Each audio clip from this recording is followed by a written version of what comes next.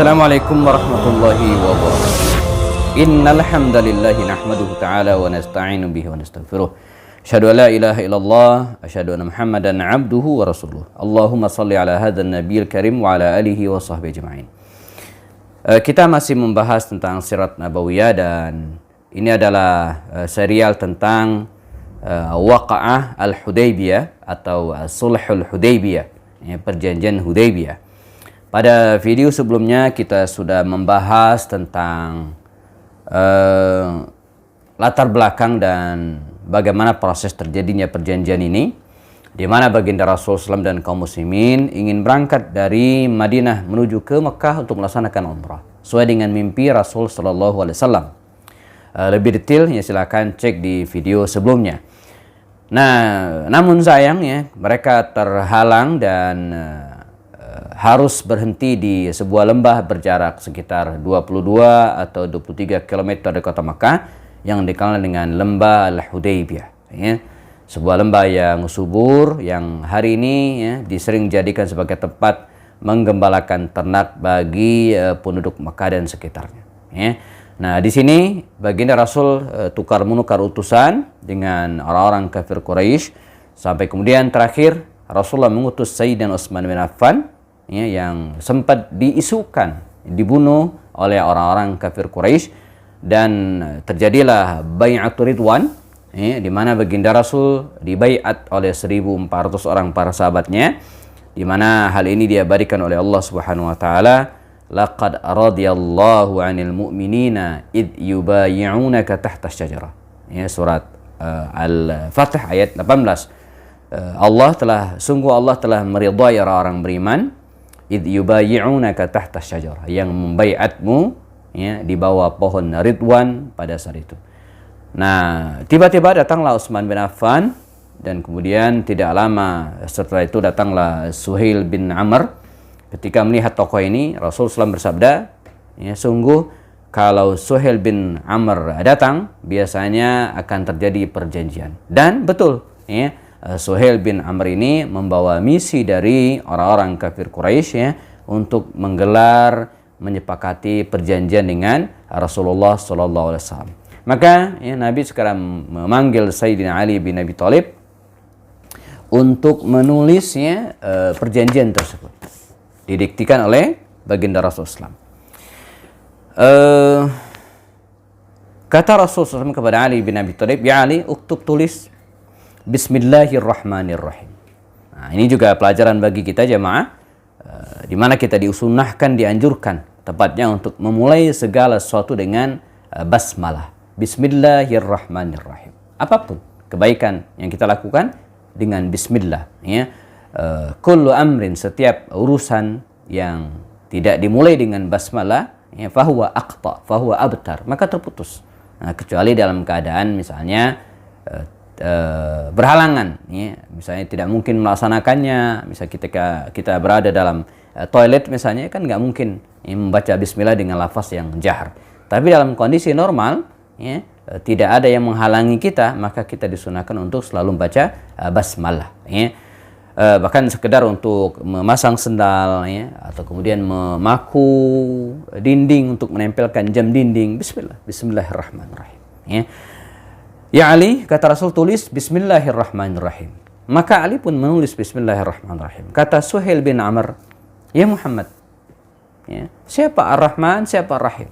Saya tidak kenal," katanya, ya. Tidak, tetapi tulis Bismikallahumma, dengan namamu ya Allah, ya.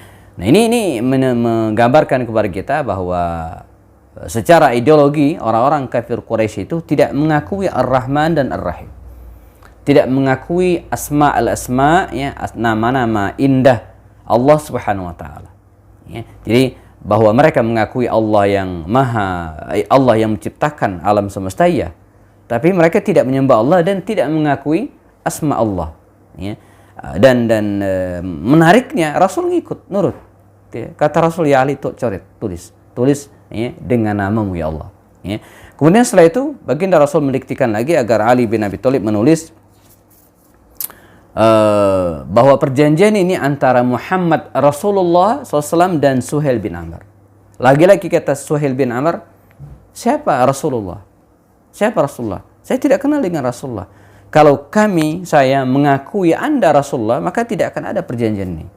Bal, tetapi tulis ya, Muhammad bin Abdullah. Muhammad putra Abdullah, dan Nabi pun mengikut. Nah, ini pelajaran politik luar biasa bagi kita dari baginda Rasulullah SAW. Betapa kita harus memilih dalam kondisi tertentu ya, mana yang prioritas, mana yang substansi, dan mana yang hanya sifatnya simbol sebelaka. Bahwa penulisan Bismillahirrahmanirrahim itu penting, tapi bukan substansi, bukan. Nabi mentoleransi untuk tidak menulis itu, karena bukan itu inti perjanjian. Inti perjanjian akan kita bahas sebentar lagi. Demikian juga dengan Muhammad Rasulullah. Ini betul Muhammad Rasulullah. Tidak ada yang boleh menyangkal. Bahkan Sayyidina bin Abi Thalib tidak mau mencoret Muhammad Rasulullah ini. Ya, belakangan Nabi sendiri yang mencoret. Nabi mengalah ya, untuk mendapatkan hal yang lebih besar dari itu. Ya, bahkan belakangan datang ketentuan Allah Subhanahu wa taala. Walaupun dalam perjanjian itu tidak ada tulisan Muhammad Rasulullah, tapi tidak lama setelah perjanjian itu Allah SWT menurunkan firman-Nya dalam surat Al-Fatah. Pada akhir surat, ayat yang terakhir Allah mengatakan Muhammad Rasulullah walladzina ma'ahu asyidda'u 'alal kuffar. Jadi Muhammad Rasulullah boleh tidak ada di perjanjian, tapi Allah Subhanahu wa taala abadikan dalam Al-Qur'an sampai hari ini. Ya, nah, ini kita harus bisa memilih dalam konteks hari ini, mana yang sifatnya simbol gitu kan, yang boleh saja jadi kita toleransi, ya, boleh saja jadi kita mengalah karena itu sifatnya simbol, ya. Tapi dalam hal yang sifatnya substansi, inti, ideologi, keyakinan kita, tidak ada kata mengalah. Kita harus pegang prinsip sesuai dengan keyakinan yang kita anut. Baik, ada 4 perjanjian, ya, 4 al-bunut, ya, poin yang disepakati oleh Rasulullah SAW dan Suhail bin Amr sebagai utusan Quraisy. Yang pertama adalah Ar-Rasul SAW yarji'u ya, min amihi dan fala yadkhulu Makkah wa idza kana al-'am al-muqabil ya, dakhalaha al-muslimun fa aqamu biha thalathan, ya, dan seterusnya.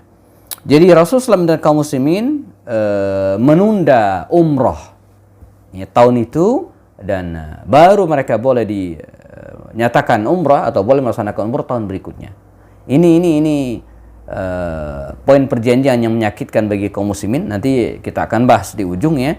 Kemudian yang kedua adalah wad'ul harbi baina tarfain asyra sinin, ya. Jadi gencatan senjata selama 10 tahun antara kedua belah pihak.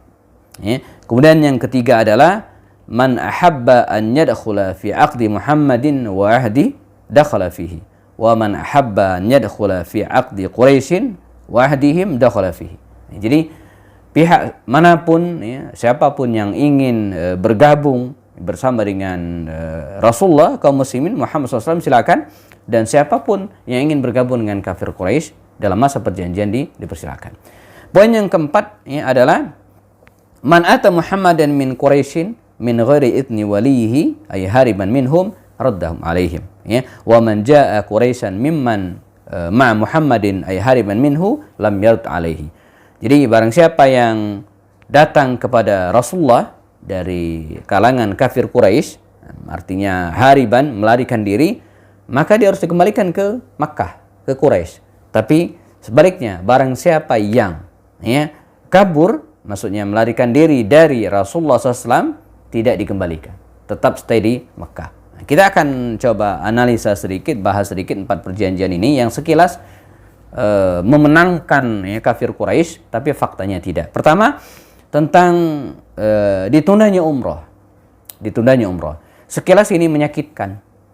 Kita dapat bayangin jemaah, kaum muslimin sudah berangkat dari Makkah, dari Madinah, bahkan hanya 23 kilo lagi akan masuk ke Makkah dan harus istirahat.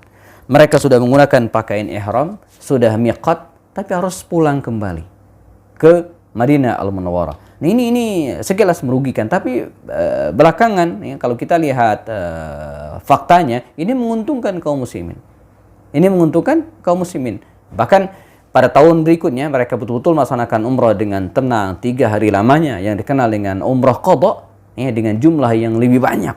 Nah, ini dalam dunia politik barangkali yang disebut dengan mundur selangkah, ya, untuk maju 10 langkah.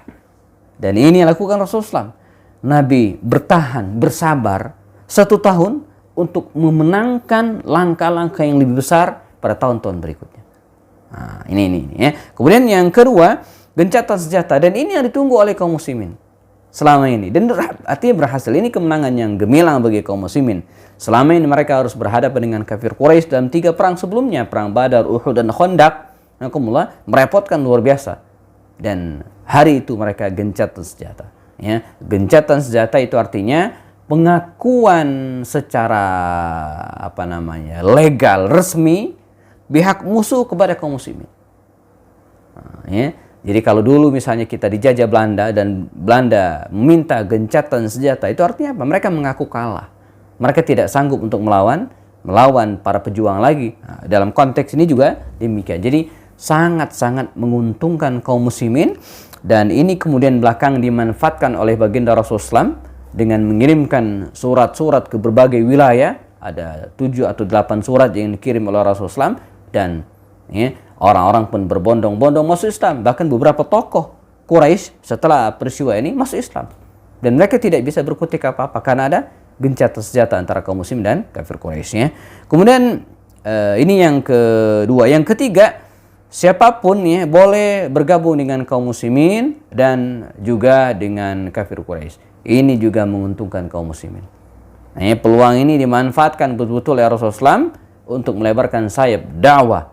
Dan terbukti hanya dalam waktu singkat, ya, berbondong-bondonglah para kabilah memeluk Islam, ya, dan bergabung dengan barisan kaum muslimin. Nah, jadi menguntungkan kaum muslimin. Kemudian yang keempat, dan ini sekilas ya, sepertinya menguntungkan kafir Quraisy, ya, sepertinya curang. Bagaimana tidak? Ketika ya, ada pihak dari kafir Quraisy ya, yang kabur, melarikan diri, hijrah ke Madinah tanpa izin walinya, maka dia harus dibalikin. Ya, kan rugi sekilas ya. Tapi sebaliknya, kalau ada kaum muslimin yang melarikan diri, ya, pergi dari Madinah menuju ke Mekah, maka tidak dibalikin. Nah, ini sekilas sepertinya menguntungkan kafir Quraisy, tapi faktanya tidak. Mengapa? Pertama, kaum muslimin ya, yang melarikan, harus tidak ada kaum muslimin ya, yang melarikan diri dari Madinah menuju ke Mekah. Nyaris nggak ada. Kalaupun ada, gitu kan, ada hikmahnya. Ya, mereka pergi dari Madinah menuju ke Mekah dan tidak boleh dibalikin. Mereka berdakwah di Mekah ini, dan banyak yang masuk Islam. Ya. Nah, sebaliknya, kalau ada keluarga dari kafir Quraisy yang melarikan diri dari Mekah menuju ke Madinah, ini menjadi masalah tersendiri bagi orang-orang kafir Quraisy, dan belakangan mereka minta klausul ini dihapuskan. Ya. Ada beberapa kasus ya, yang misalnya yang terkenal sekali, ada sosok Abu Jandal namanya. Jadi Abu Jandal ini putra dari Suhail bin Amr. Dia punya saudara namanya Abdullah bin Suhail yang sudah hijrah lebih dulu dan masuk Islam. Nah, Abu Jandal ini sejatinya dia muslim, tapi ditahan oleh ayahnya Suhail bin Amr. Nah, suatu saat ya, setelah perjanjian ini dia berhasil melarikan diri, kabur dari Mekah, ya, dari rumah ayahnya, kabur ke Madinah. Berdasarkan perjanjian, maka dia harus dibalikin ke Mekah dan dikembalikan. Nah, belakangan yang seperti ini banyak. Ada seorang anak muda namanya Abu Basir. Ya, Abu Basir ini melarikan diri, tawanan, kemudian kabur ya, melarikan diri ke Madinah. Nah, sesuai dengan kesepakatan, ya, dia harus dikembalikan oleh Rasulullah SAW ke Mekah kembali, dan dikembalikan oleh Rasulullah SAW. Namun belakangan ya, justru dia tidak kembali ke Mekah. Dia kabur, membuat semacam komunitas tersendiri yang terletak di antara kota Mekah dan Madinah, dan itu tidak sedikit, ada 70 orang. Nah, 70 orang ini kerjaannya apa? Ngerecokin ya, orang-orang kafir Quraisy yang akan melakukan perjalanan dari Makkah ke Madinah atau sebaliknya. Jadi ini dianggap oleh kafir Quraisy sebagai masalah, dan akhirnya mereka minta klausul ini dibuang, dicoret, dan akhirnya dihentikan. Sehingga kaum muslimin atau siapapun bebas untuk pergi dari Makkah, melarikan diri dari Makkah ke Madinah, bergabung dengan kaum muslimin. Dan bahkan beberapa muslimah yang tadinya bergabung bersama kaum muslimin, masih kafir misalnya, maka mereka harus dikembalikan. Dan belakangan turunlah firman Allah Subhanahu wa taala yang menjelaskan tentang posisi kaum muslimin ini atau kaum mukminat ini dengan firman Allah Subhanahu wa taala dalam Al-Qur'an, ya ayyuhalladzina amanu idza ja'akumul mu'minatu muhajiratin famtahinuhun. Wahai orang-orang yang beriman, kata Allah, idza ja'akumul mu'minat, kalau orang-orang mukminat dari Mekah itu datang ke Madinah Al-Munawwarah muhajirat, famtahinuhun, maka ujilah mereka. Dan dalam lanjutan ayatnya pada surat yang sama, ayat yang terakhir, ya ayyuhan nabiyyu idza ja'akal mu'minat, wahai nabi, jika datang kepadamu orang-orang mukminat, yubayi'naka ala alla yusyrikna billahi syai'an, yang membaiatmu agar tidak mensekutukan Allah dan seterusnya. Maka berdasarkan ayat ini, baginda Rasul SAW menguji mereka, dan bagi yang betul-betul beriman kepada Allah dan hari akhir diterima oleh Rasulullah SAW dan tidak kembalikan lagi ke Mekah. Nah, orang-orang kafir Quraisy sempat menuntut hal ini bagi kaum muslimin, kaum mukminat, orang-orang mukminat yang datang ke Madinah Al-Munawwarah atau menjadi istri dari kaum muslimin, Nabi menyangkal bahwa mereka ini tidak termasuk dalam poin-poin perjanjian, sebab tidak disebutkan dalam klausul perjanjian tersebut para wanita. Nah, jadi akhirnya mereka mengakui, dan